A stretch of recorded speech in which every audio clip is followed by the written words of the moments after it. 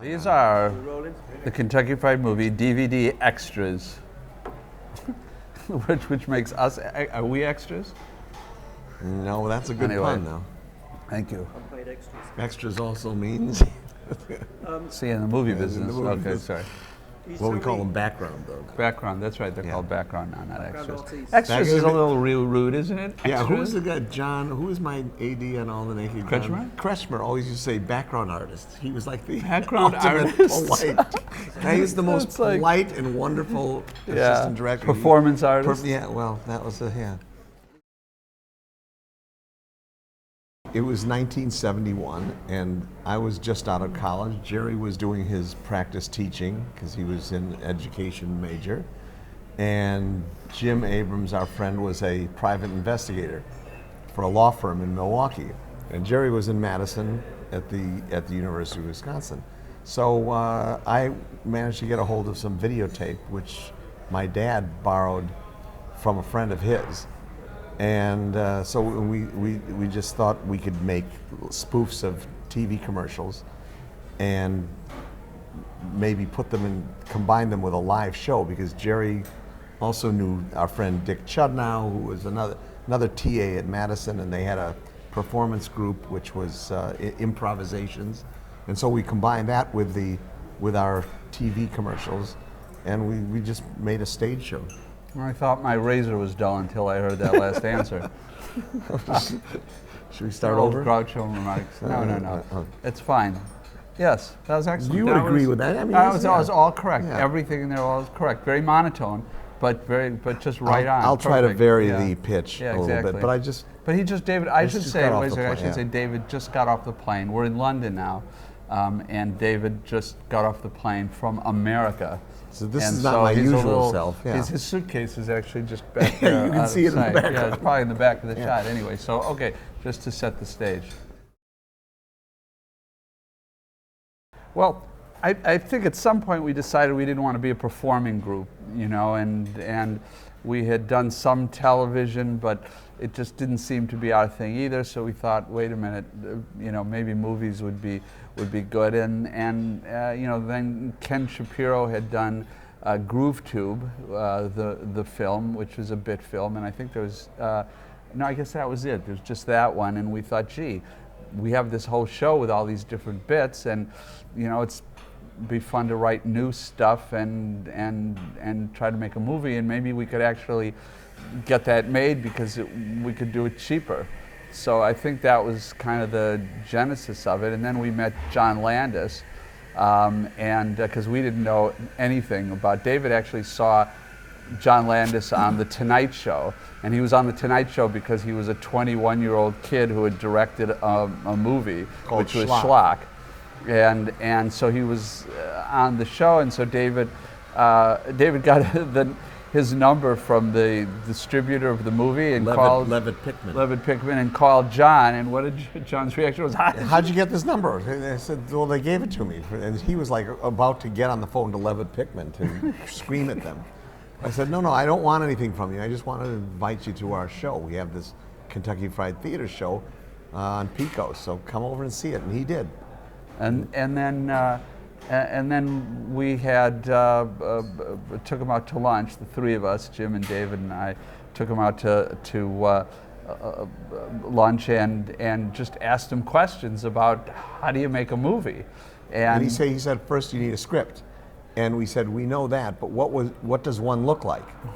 And so he went out to his car and brought us back one of his scripts, which happened to be titled American Werewolf in London. And this was like years before he ever got that on film. But we took that and we used that as kind of a template, so we knew how to do it. Not the structure of the movie, but just the format. Because we didn't even know, slug fade lines in, and how dialogue was. I mean, we knew nothing. As a matter of fact, I think the reason David called him was because he thought, gee, the guy's 21, maybe he'll talk to us, because nobody else would. So and he was right, and John was really nice, and he was just very happy to, tell us what he knew, and kind of got us started. I don't think so. I don't think that actually, in a way, it sort of it seemed to make it easier because it was all, most of it could be done on locations and, could be done fairly simply and, it didn't really require, well, in those days, I guess they didn't have special effects, so forget No, that. special effects hadn't been invented. Hadn't been invented yet, but we knew they were coming, but anyway. We did the whole movie at really one big mansion on the grounds and in the mansion in Pasadena. And what was it, the Davidina? The Davidina mansion it was called. And some of the like sets that. were constructed outside, and we just prayed that it wouldn't rain. And they didn't have any ceilings, so that the light, we just used natural light, just like they used to do in the silent movies. Yeah, we also prayed that they'd be funny. Yeah. Kentucky Fried Movie was just a really fun movie to shoot. I mean, every day there was something wild going on. Every day there was a great gag, or 2 or 3 or 12. And I think probably, I don't know, if you're trying to, it's hard to say what the most fun one was. A Fistful of Yen was I think really fun to shoot. But you know what? I will tell you what I think the most fun was for my personal, I think, would be the zinc oxide. Zinc oxide in You, that was great. That was really a treat to film. Yeah, it was great. Cleopatra Schwartz, of course, was, but then it doesn't make any sense if it's not an answer. So, okay, go ahead, you answer. What Jerry meant, jet lag. What it's Jerry jet meant to lag. say was Yes. that he enjoyed the Cleopatra Schwartz commercial the most because it involved nudity. And Yeah. in fact, those are the days that when Jerry actually showed up on the set. Yeah, I used to call in ahead of time and see if there was going to be any nudity. Were there going to be any breasts today? Yeah. Oh yes, sure, Jerry, come on in. Yeah. Sometimes we have to lie about it. We actually thought it would be funny. I don't If- think we wrote any. I don't think we've ever written anything. Just to meet girls. No, that would have been worthwhile, but just for the box, because we thought this is what's popular in the box office. Other than the fact that we knew we were unbridled in terms of just it's a hard hour. We were going to go for it. We were, we didn't have to be restrained. But other than that, we only write what we think is funny, and fortunately, we're all just really immature, so it tends to be that kind of humor. The spoof movie trailers that were in Kentucky Fried Movie, evidently we did invent that because we now that we think of it, we can't think of anybody who did them before we did. So we may well have. Yeah, I had no idea. We were not aware at the time that we were inventing anything, but sprocket holes. Which sprocket holes we Yeah. invented. The movies, but prior to Kentucky Fried Movie, there were no sprocket holes, Yeah, and that would make it really difficult. They were done on a for kind of film. these rubber rollers. Yeah. So who knew? And David and Jim and I invented that. I think that I guess that this someone had just mentioned to us that they thought it was the first time there was that a trailer had been spoofed, a preview of coming attractions had been spoofed. I actually wasn't aware of that, but if that's true, then we'll take credit for being the first. And we never did it again after that. Yeah, that's true. There had been a lot of spoof commercials. I mean, I think the first one that we saw that was kind of delighted us was Putney Swope.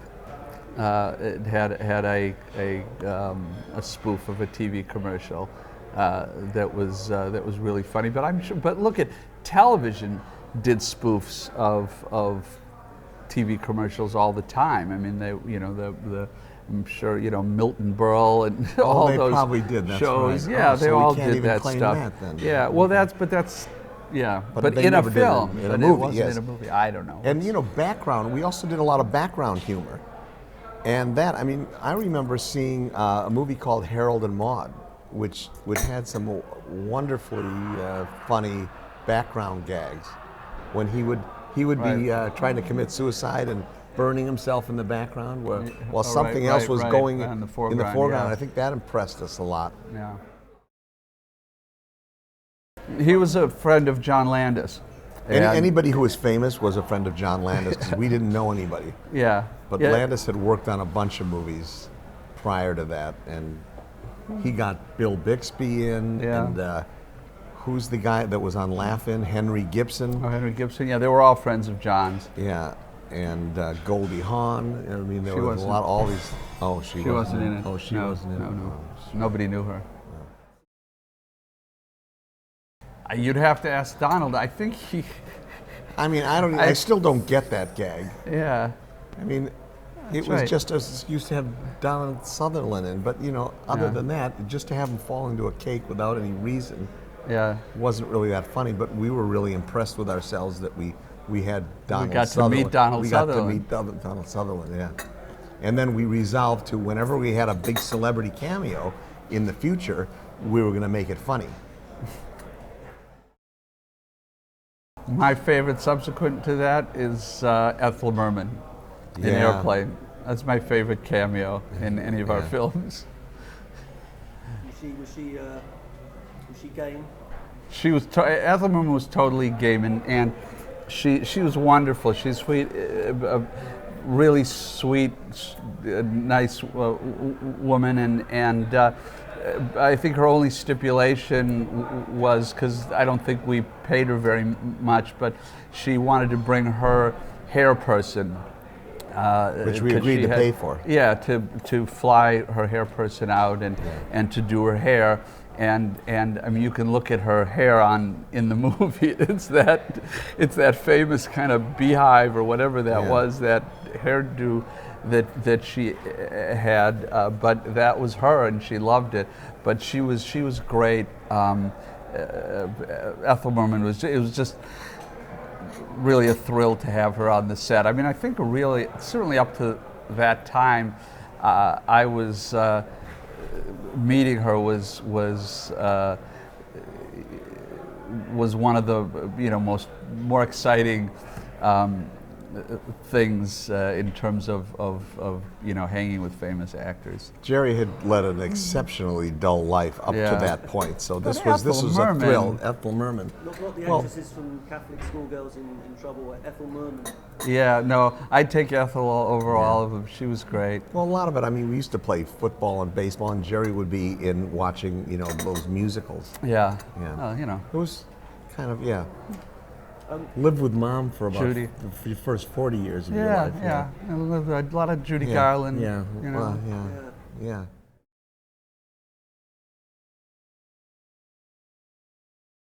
We would always screen films in front of an audience. You can't put a comedy out, I don't think, without pre-screening and to see what works, and a number of screenings. And we've done that with all our movies. Now, do you remember, I know we did a lot of editing on Kentucky Fried Movie. Do you remember what things particularly were? I don't remember particular things, but I do remember that the first screening of Kentucky Fried Movie, like every comedy we've ever done, it was a disaster the first time we played it. Not quite the disaster that Airplane was when that first screening, but I remember I invited friends. We screened it up in, we tested it in Francisco, San right? Francisco, and I invited, at that time, I had friends, and some of I them remember lived in those days, yeah. San Francisco, and I don't know, like 5 or 6 friends, and I invited them. I would never do that today. Of course, today I'm not doing movies either, but It's a danger. The first screening is the first always screening is dangerous. always- We just yeah. pray. Because there's 20 minutes in there that's not going to be funny. So, and comedy really, survives on that pace. Like everything's going to be funny, and so every movie, at least 20 minutes is going to be cut out. So if you can imagine just sitting there for 20 minutes and nothing's funny, it's pretty deadly. And it's spaced throughout the movie. No, there were some things that came out completely, but I just don't I don't remember. think in those we needed so much. We needed everything, so we kept everything in. You don't think there was not one thing that we filmed? Not that, one thing that Really? came out. Maybe there was a fixative where the Oh, right, where right, the thing yeah. caught fire. Yeah, that Well, I came don't know out. why that wasn't funny though. The fixative sketch was a mock on this on an ad that was playing a lot for one of these, call-in products that you'd order, not Yeah, something order by phone. order by phone things, and it was just this, I don't know. It was Paste a coat. or powder or yeah, something. but well, it was no, they showed the a product coat. Yeah, was a right. powder Oh, that you'd yes. put on. Yeah. When there was, if there was a hole in fabric, you'd put this on, and somehow it would patch it. I don't even remember Yeah. what it was Right. actually supposed to do, but it showed this coat, and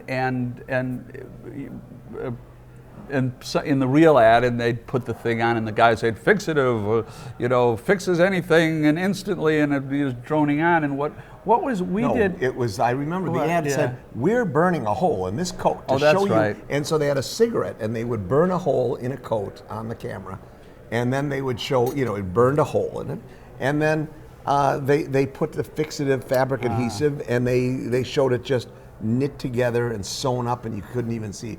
What we did was we kept that announcer going, and we burned the hole in the coat, and then it burst into flames. It kept burning. And I think, And then the whole coat in there, yeah, the throwing whole on coat, fixative throwing and up more fixative. water and all It that was kind of funny. stuff. Yeah, it was funny. I don't know what. Yeah. That was one of those rare cases where we were right and the audience was wrong. It could have been Hundreds of people were just wrong. Oh, yeah. And we would. It happens. Yeah, we wanted to release the movie, and then with an explanation of why, Why it's some of funny. these bits were funny, and maybe it burst into flames too fast. It was probably the special effects, and we couldn't afford to do take two. Maybe we did, but each time I think the coat burned and burst into flames. Anyway. Yeah. In general, we like to spoof anything that took itself seriously. That would certainly be the best. Those would be the best vehicles for us. And disaster movies at that time were very in vogue. The Towering Inferno and invariably they turned out to be B movies. Yeah. Even today. I just saw about a half hour of 2012. Have you ever seen that? No. It's exactly that kind of stuff that we would spoof. Oh, 2012. Yes, Yeah, right, 2012, right. Independence Day. And Those kind of things. Right. Yeah. Invariably, there's something about these disaster movies where they have a big cast, and you have to get into everybody's personal life, and the stuff is just the dialogue is unintentionally funny.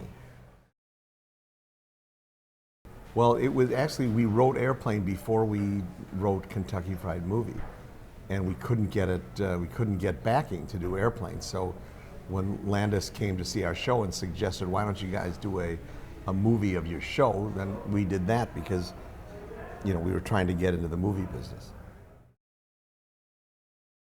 When our movies were hits, I have to say, nothing surprised us until Top Secret. And the reason, we were really, we spent months and months and years trying to convince people to finance these movies, whether it was Kentucky Fried Movie or Airplane or Top Secret or whatever it was. But and because we kept saying this is going to be a big hit, this is comedy gold or whatever we were saying. But we really did believe it. We thought the movies were funny and they would be a big hit. Well, very difficult because it is kind of an axiom in Hollywood that they'll only let you do what you've already proven that you can do. So, at the time we did Kentucky Fried Movie, we had proven that we could run a very successful small theater in a live show in LA. So we wanted to take the next step. We wanted to write and produce a feature film. So when we did that, then with Airplane, we were insisting on directing it, and not only being first-time directors, but we were insisting that all three of us direct at the same time. So You know, we hadn't even gone I near think the proving we biggest, could do that. I think the biggest question really was, I mean, there were 100, questions that people had about an airplane, but I think that one of the biggest was, does satire work on film? Because there had been evidence to make people think that it didn't. There was a movie called The Big Bus, which was supposed to be, which was satire, but it just wasn't, we were doing a completely different kind of satire than that, and to convince people that this was different, and nobody really understood the way we wanted to cast it. I mean, we would explain it, but it's an easy thing to realize when you see it, but to explain it to someone beforehand was actually turned out to be pretty difficult. And actually, even at Paramount, who finally was, every studio in Hollywood turned it down, and finally Paramount said, okay, we'll make this. And the first day of dailies, when Leslie Nielsen says, I am serious and don't call me Shirley, that was in the first day's rushes, we got a call from the studio, saying, okay, now we get it. We got a lot of blank looks before that as we cast one by one actors like Robert Stack, Peter Graves, Lloyd Bridges, and Leslie Nielsen. And I remember the Leslie Nielsen was the last straw for our casting director. He said, Leslie Nielsen's the guy you cast the night before. And we were just so thrilled to have Leslie, and it was like a month before. Yeah. But this had never been done before. But as Jerry said, the first day of dailies, they got it. When we cast Leslie Nielsen, nobody got it. What, Leslie Nielsen in a comedy?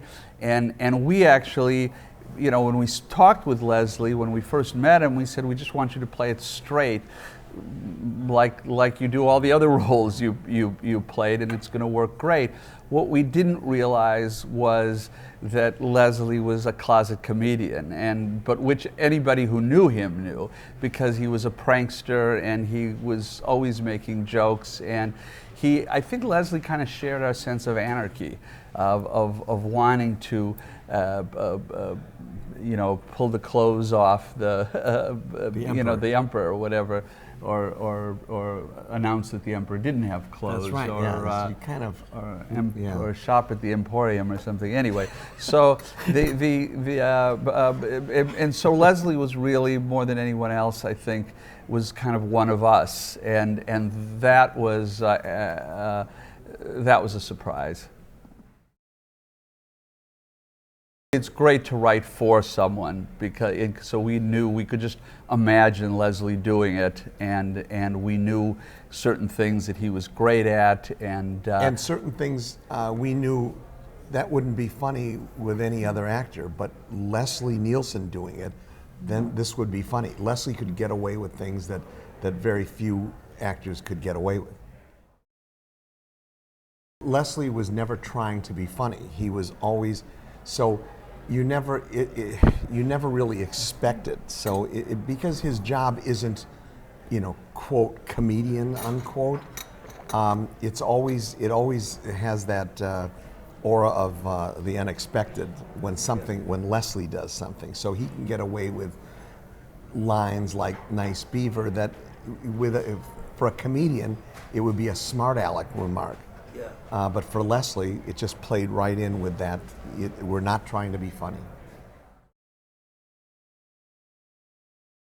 We would frequently go into a screening with a 2-hour movie, into a first preview, a 2-hour movie, and we would think it all would be funny, but we knew that we'd be lucky if 90 minutes of it was funny, because that's just always what happens. I think it is pretty.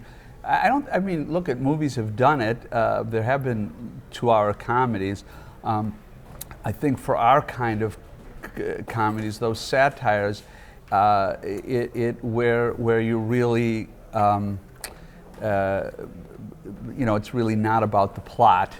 and it's more of a joke book, that it's hard to keep people laughing for more than an hour and a half. And with this kind of comedy, it's hard to take a plot too seriously. But if you don't get the plot up to at least a modicum of respect, then you don't have a movie. So they always seem to work out to 85 minutes or 83 minutes, and but in some of the well, I'm including credits. we do everything we can. Yeah, you do. Aren't it's they? like Don't 6 they minutes of stretch to credits 90 with stretch. credits? No, Really? no, not Golly. you eke out 80, 85, 86 minutes, or even 82 minutes with the credits, because it's just the comedies depend on the pace. Our comedy influences surprisingly weren't really other comedies, but it was I would say, first off, I mean, we were so affected by serious movies, and so we would watch a lot of serious B movies and think that those were somehow funnier than the comedies of the day. But in the 1960s and 70s, I think we were all fans of Woody Allen and Mel Brooks. Also in college, the Marx Brothers. Mad Magazine, I would say, was a huge influence when we were kids. That was probably the first comedy influence, because that was a satire magazine, and they did Scenes We'd Like to See. It was a textbook of satire. Yeah, and they had little things in the margins. They would background stuff. And so that was, and we loved that. We loved Mad Magazine, and I think that was probably our first real influence. And we loved the Marx Brothers, but that was a little bit later. That was when we were in college. When we first ran our show in Madison, Wisconsin, Kentucky Fried Theater, we got a notice from the phone company that Kentucky Fried Chicken had written them and said they're sorry, they cannot allow this comedy group, Kentucky Fried Theater, to be using their name, and they wanted them to discontinue the phone line, and the phone company sent back a notice to both the Kentucky Fried Chicken and us, saying until there was some sort of legal direction, they would continue to list both of us. And that was the last I think we ever heard of Kentucky Fried Chicken. Yeah, once they were comfortable with the fact that we weren't selling chicken, it was okay. Right, But then in our live theater on Pico Boulevard in LA, we were only a block west of us was an actual Kentucky Fried Chicken restaurant. And so I think somebody who worked there once told us that they had actually, some people would call and it would be confusing because the name of our show at our Kentucky Fried Theater was Vegetables. And so somebody called the Kentucky Fried Chicken restaurant saying, "Do you have vegetables?" And so whoever the clerk was that answered the phone said, "No, but we have coleslaw." So it was a comedy of errors. It's like life imitating art a little bit. We've talked from time to time about doing a sequel to Kentucky Fried movie, and actually we own the rights to it now because they've gone back to us. But we're waiting to be contacted by investors. Yeah, so that's right. So if out, anybody right, sees yes, this, no, we've talked about it. It's just a matter of because we're all doing different stuff and busy, whether we want to really take the time and do it. And maybe we will. I don't know.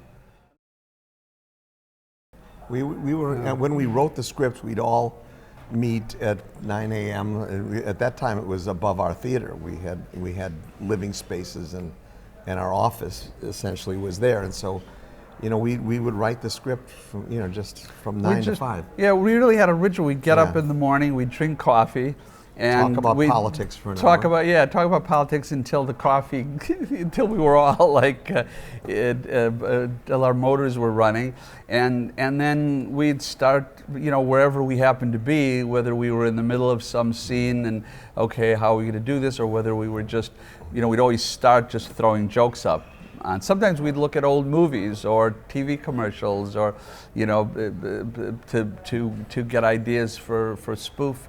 But we'd really write a sort of a pretty normal working day, and then at the end of the day, we'd kind of say, all right, we're all out of gas, and see you tomorrow. Well, it was helpful to be in a group because you could always tell. I mean, if somebody thought of an idea, you would get an instant reaction. Either it was funny or it wasn't. And if the initial idea wasn't that funny, somebody else would add it and change it. A lot of it, a lot of the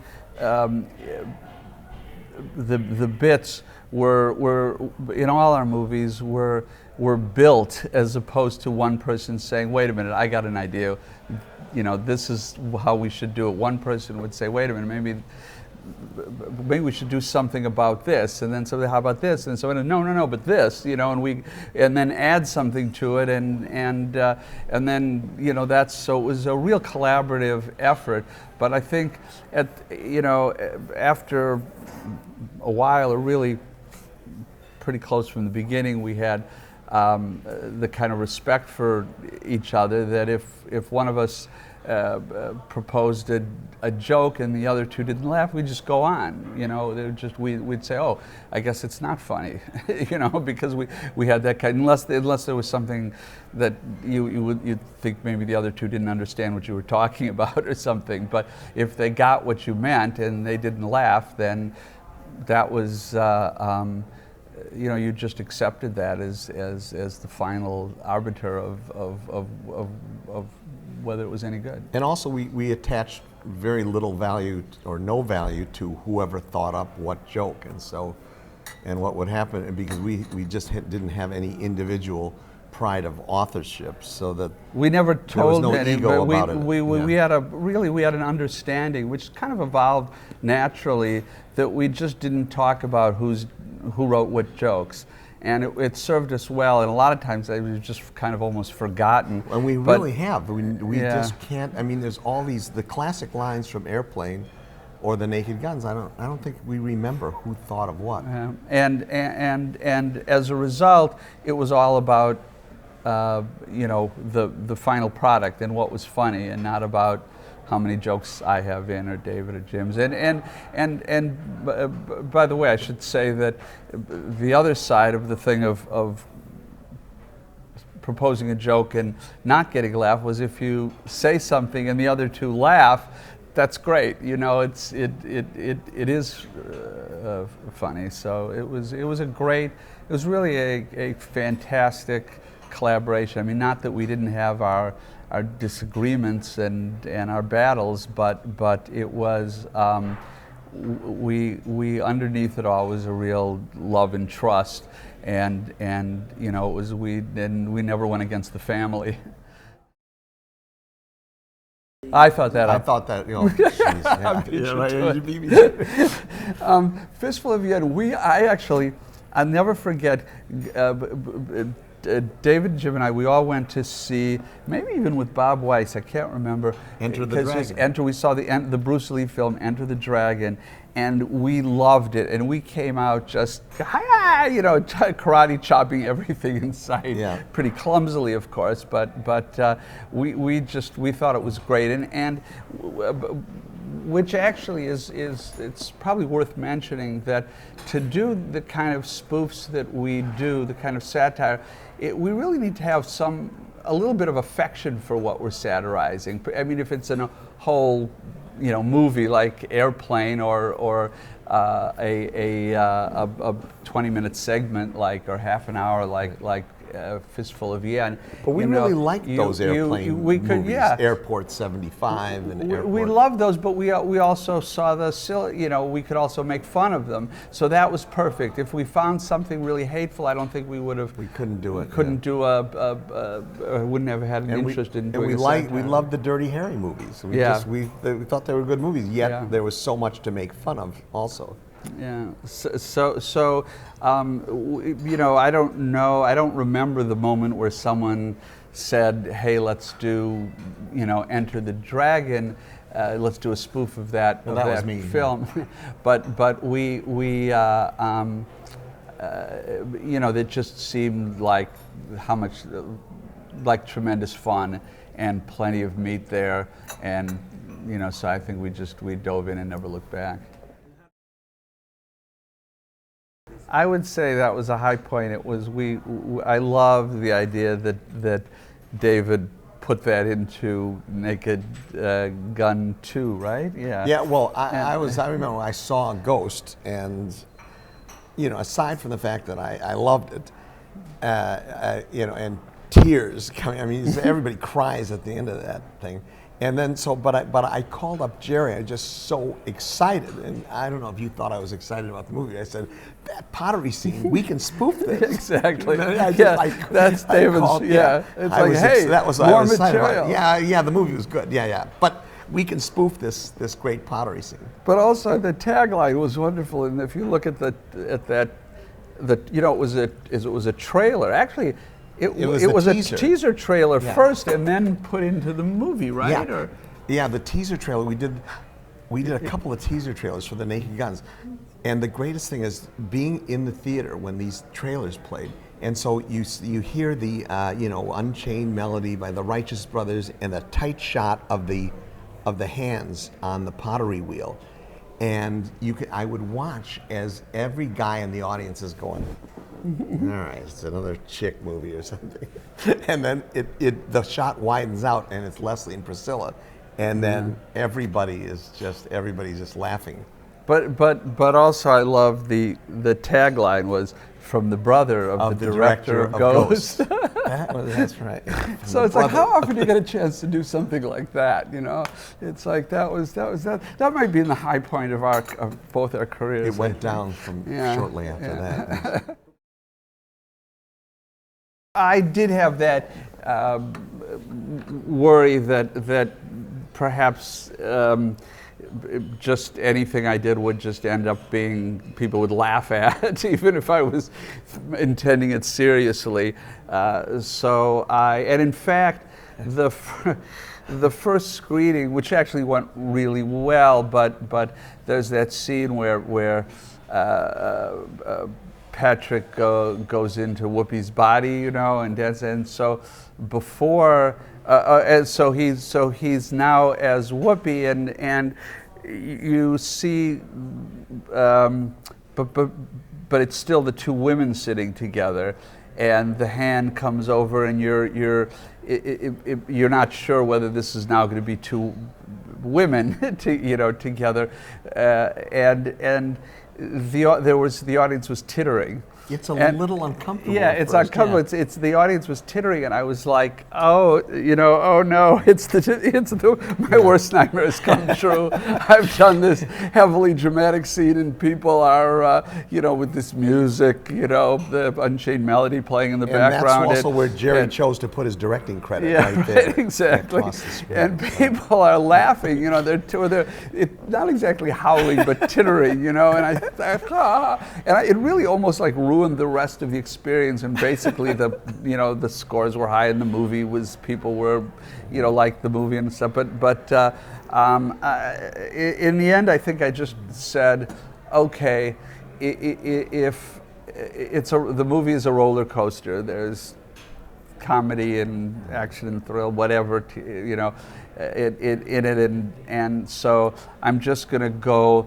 I'll just consider this, making the audience uncomfortable, part of that ride. And in fact, I took out every ambient noise. I mean, I even took out, like air conditioning hum and traffic outside and anything. So it's totally silent to make it more uncomfortable. Just because I just thought, well, great, go for it. That's another emotion in a sort of in a way. And then I just, I relaxed with it a little bit.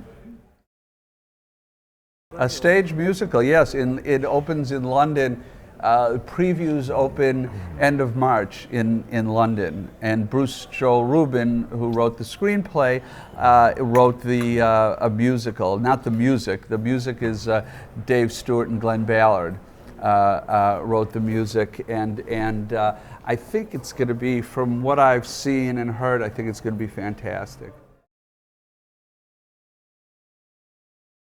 It is a lot different, but I mean, and I think there are jokes to be had, but not to fill up an entire movie. I mean, our feeling is that, we didn't really even have enough jokes to fill up, the first Airplane movie, and then we didn't. And Paramount wanted us to do Airplane 2, and we just declined to do that, and so. But I think there are some great Airplane jokes. It's just not enough to do an entire movie. There could be a 10-minute Airplane sketch within a new Kentucky Fried Movie. I mean, Kentucky Fried Movie, you can go anywhere and do anything. It's just wide open. You can satirize anything you want. With an Airplane movie, you're stuck on an airplane again, in a control tower and whatever. And I don't think either of us felt like we wanted to, either then or now. And it came up again. Someone at Paramount had suggested that maybe this would be a good time to do another one, and I don't think none of us had any real interest in that.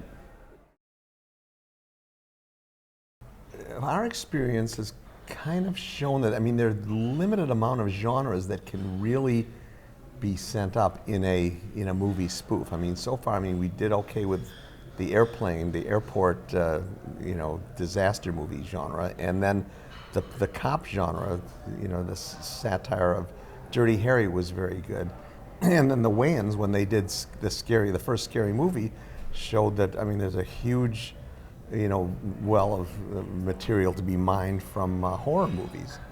But then those last two, oh my God! Wait a minute, but I did those, Jerry. Oh, I forgot. Sorry. Yeah, those were great. The last two Scary movies. They still hold the box office records. Yes. Really? Yeah. So if there's any investors out there who'd like to finance more movies that we could do. Exactly. But please if everybody who watches this would send $1. Well, then we could finance another movie. But okay, sorry. But the Wayans, also they did a movie called Dance Flick, which was a satire of dance movies, and I don't think people want to see that genre. I did a movie called High School High, and it's the dedicated teacher genre. Just those genres aren't as good, although my filmmaking was excellent. Brilliant. Yeah. But it's a lost gem. Yeah, it's a lost gem. You can still get that on DVD. No, they removed it. Oh, it's just completely gone. It's just gone. Yeah. But there aren't a bunch of genres that you can't really send up anything. I think it usually has to have a bad guy or a big disaster in it. This has to be something that people are, familiar with, and lend itself to and that just spoof. kind of be fun, Fun genre. The Chopsaki movies are just fun to watch. Yeah. So they're great to satirize, and so are the disaster movies. Even when they're bad, they're sort of fun to watch. Yeah. No, ever since I really just was internationally recognized as a much superior director to David, I don't think we've really, that just kind of. Yeah, and I just went on to do, just huge box office hits, and it was, they didn't have the art to them that Ghost had. But I just went on to have a hugely successful career, and so there wasn't any competition. Yeah. Oh.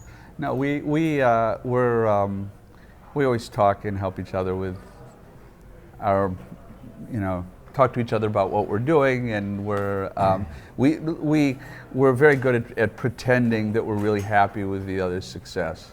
Yeah, so that's kind of makes like it when go. Jim did the Hot Shots movie. Yeah. Whenever we talked to him, we were really pretending that we were proud of pretending him. that we were proud Yeah, of him. oh, yeah. And not jealous. Yeah. And he never found out. Yeah.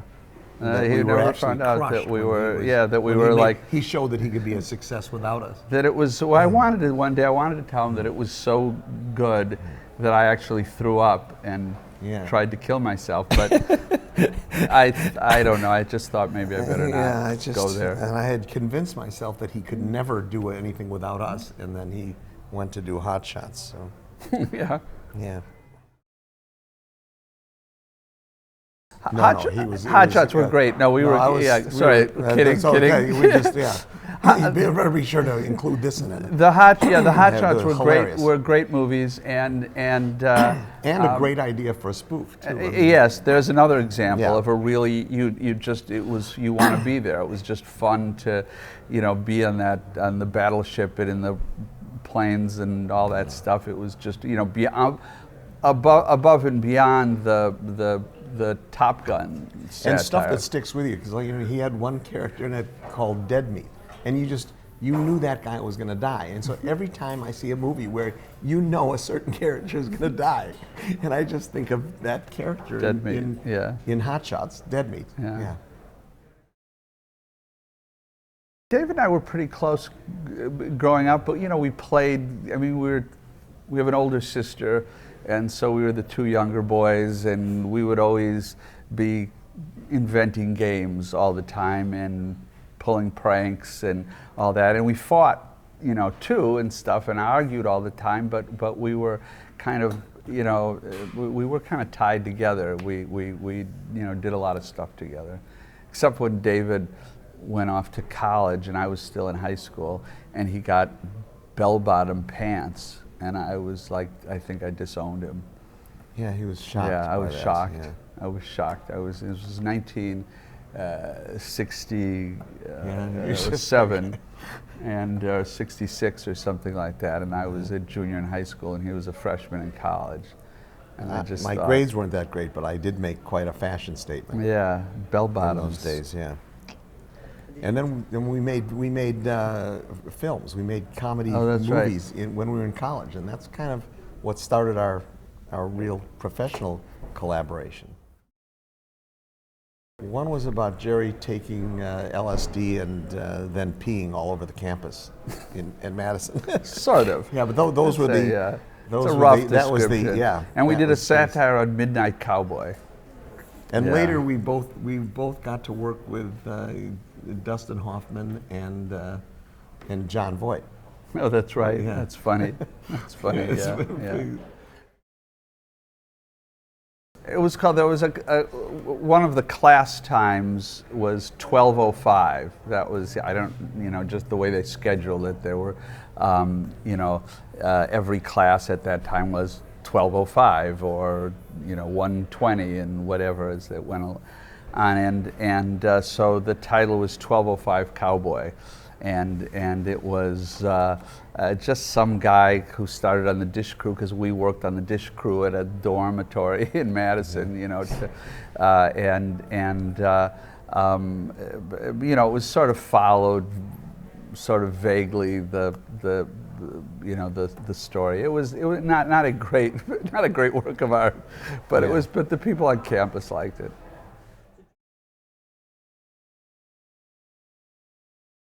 I think people were definitely ready for a Kentucky Fried Movie.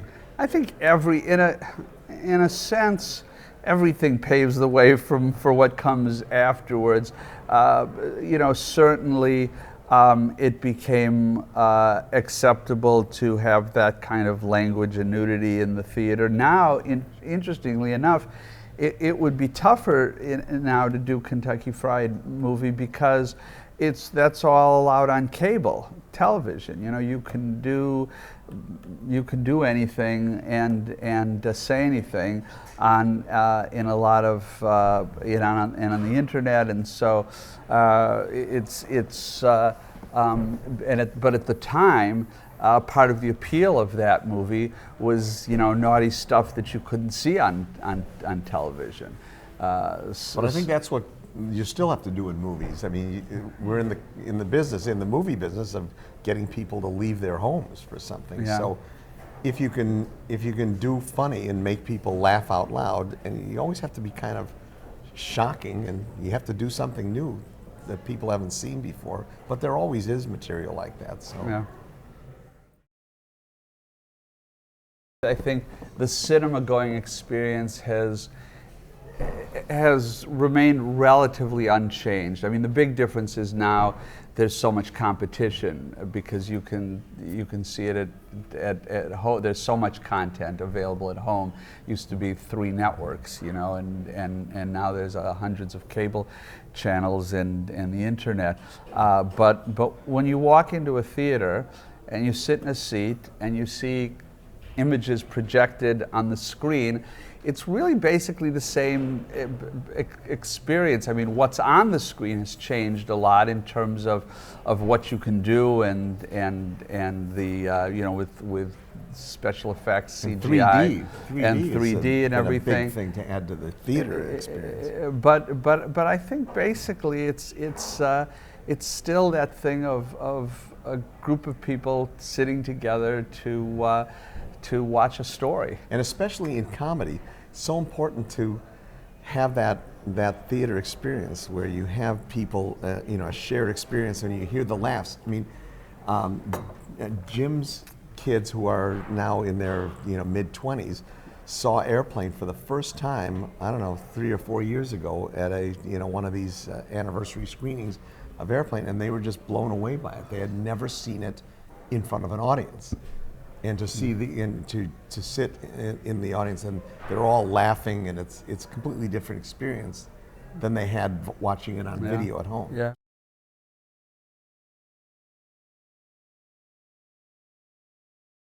There is no right number. When we screen a movie, we like to have at least 300 people, because I mean, when we're in the editing process, because that's kind of what we need to get a sense of what's working and what's not.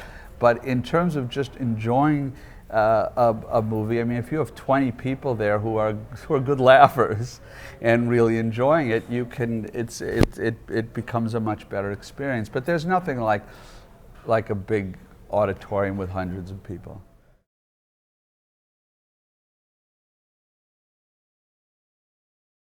There's a lot of Kentucky Fried Movie that doesn't really hold up, I think. Yeah. But there's a lot of it that does, you know, and so I'm kind of like take the optimistic point of view that gee, it's great that so much of it does hold up. And there's a run in Fistful of Yen, where he says he's getting a tour through the prison, and Evan asks, "Who are these?" And he says, "Just lost drunken men who don't know where they are and no longer care." And who are these? And then he says, "Well, these are lost drunken men who know where they are and care but don't drink." And so, you know, it's like, and we played with that thing, and we kept playing, and it was every time it's a laugh, and it's still funny today. And you know, I think we're really proud of stuff like that that has lasted all these years. Some of the more topical stuff that. Something that includes specific references to specific commercials, maybe can't be as effective today. Right. But most of it really holds up, and of course, you know, naked breasts always hold up. Always hold up. So to speak. In film. Yes, right. In film. Yes, in right. film, they always do. They're just preserved forever. Yeah. It was $700,000. It was the budget of Kentucky Fried Movie, and that was, you know, in 1977. So wait a sec, 76, 77, 76. It was out in came out in 77 or 77. So so we shot it in it came out August in 77. Anyway, so. okay. So anyway, but so the well, you know, the budget was $700,000 in 1976 or 7, and which was low even then.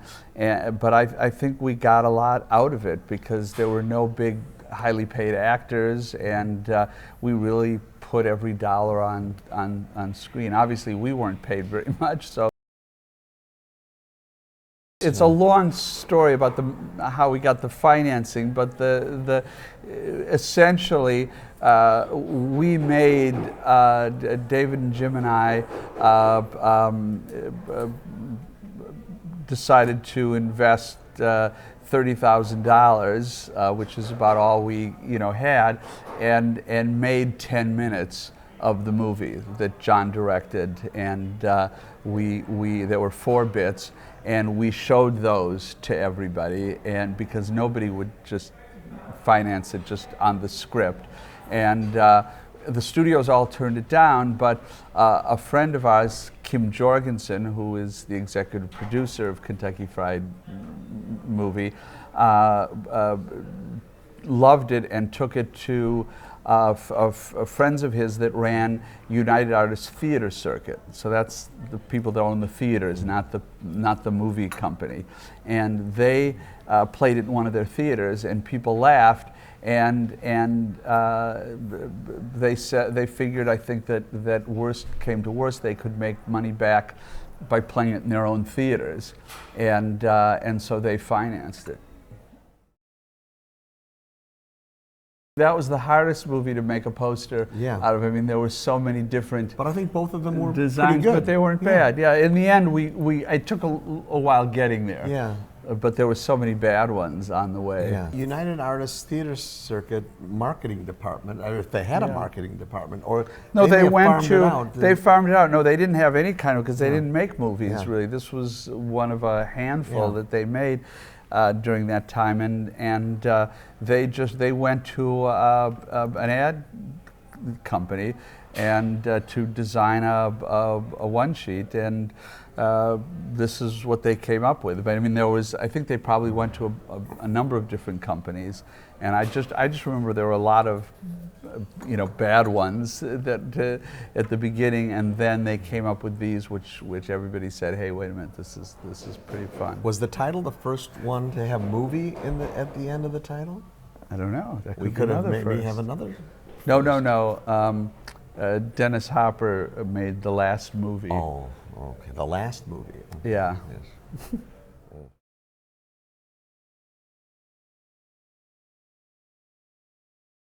I actually wasn't really aware that Kentucky Fried Movie had that long second life. Had a second life for great longevity. DVDs. Yeah, I don't. They never sent us one. Yeah, no. It's different with Airplane. Really has, I think, held up, and that was. I don't think we would have ever expected that. 30 years from now, it would still be so popular. Kentucky Fried Movie is still a cult movie, and it's hard, it's impossible to judge.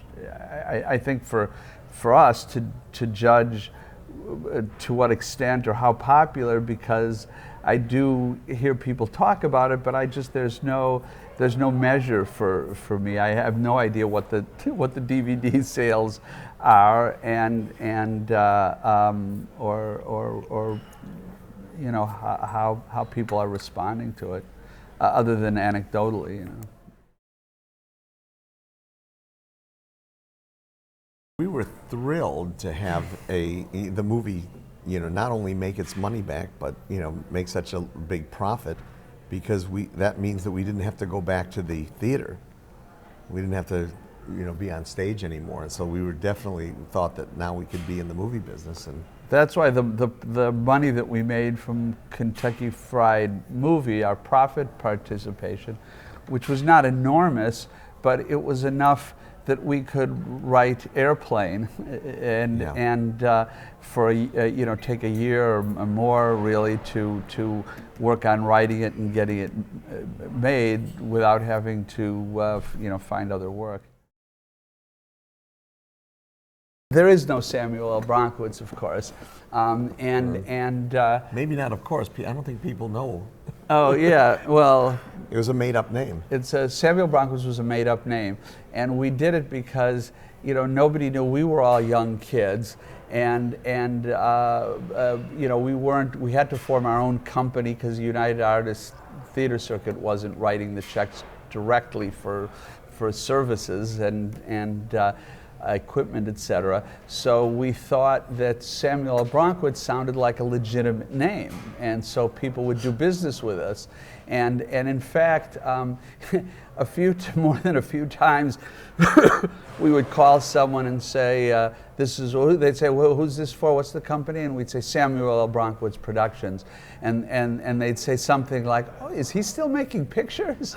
You know, or Samuel, oh, of course, Yeah. Samuel L. Bronkowitz, well, great, you know. It just sounded legitimate. Yeah. And then in the it trailer, was- we actually cast a guy as Samuel L. Bronkowitz. yeah, we With the just, blanket on his- yeah, Samuel Bronkowitz, Sid, I can't remember, Sid can't- Kane. Sid Kane. I believe I remembered that. That's the name of the actor. He's still But- alive. He's but is he? 110 now. But, yeah. I don't know. Yeah. They didn't- It just seems a shame that Leslie is gone and he's still still alive, alive. yeah, Sid You know, is Kane. there no God anyway? But, Sorry, but it's really cool. No, that was funny. We had stationery Yeah. and cards and everything, and it was and it actually did. I mean, it was fun and funny, but it actually did serve a purpose. Well, we're both working on a bunch of things, some comedies. We just, I don't know if it's open. Has Fair Game opened here yet? Who's in it? Sean Penn and Naomi Watts. Oh, it's on its way, yeah. Oh, okay. That was, my wife and I produced that. Is that the sort of Washington... Yes, philosophy? yeah, Yes. politics. So we just finished that, and you know, I don't have anything. I don't think either of us have anything right now scheduled to. I have you a know, couple about of to scripts shoot. that, again, I'm looking for investors for. Okay, well, So if anybody, you know, Yeah. buying this DVD, And you I've know, read them and they're hysterical and they're guaranteed to make a fortune. So Well, one is actually a PG comedy, a slapstick comedy for that families would love to see. So it's not, you know, the opposite of a Kentucky Fried Movie yeah. R-rated thing. It's a buddy comedy about, you know, it's a Laurel and Hardy combination who they work as busboys at the White House, and they overhear spies talking about a plot to steal the secret plans to the government's new invisible plane. And so both these guys dream of being in the Secret Service. So they, you know, they gradually, probably in the worst way, get to be in the Secret Service. So, and the movie's called The Secret Service. Well, it's going to be an ensemble comedy like most of the movies that we've done, and we want to get cast 2 unknowns, Yeah. and so we'll make it into a franchise, hopefully.